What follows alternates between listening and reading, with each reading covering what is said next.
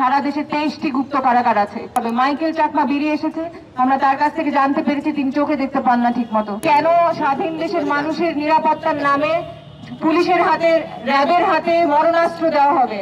আমরা জানতে চাই কিছু গত পরশুদিন ডিজিএফআই এর দপ্তর থেকে আমাদেরকে বলা হয়েছে যে সারা দেশে 23টি গুপ্ত কারাগার আছে।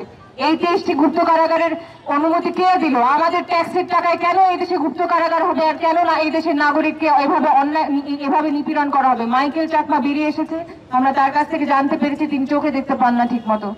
স্বাধীন দেশের নাগরিককে জননিরাপত্তার নামে গুম করে ফেলা হবে, এটা কখনোই মেনে নেওয়া যায় না। আমাদের এখন সময় আসছে যে আমরা আমাদের জননিরাপত্তার প্রশ্নকে নতুন করে চিন্তা করি। কেন স্বাধীন দেশের মানুষের নিরাপত্তার নামে পুলিশের হাতে, র্যাবের হাতে মরণাস্ত্র দেওয়া হবে?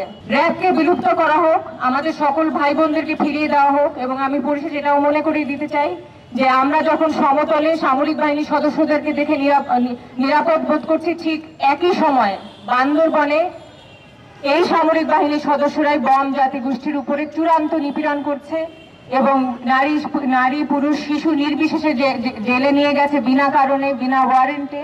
এবং পাহাড়ে যে সকল এক্সট্রা জুডিশিয়াল কিলিং হচ্ছে, সেই সকল বিচার বহির্ভূত হত্যাকাণ্ডেরও বিচার করতে হবে। আবারও বলছি, পাহাড়ি সমতলে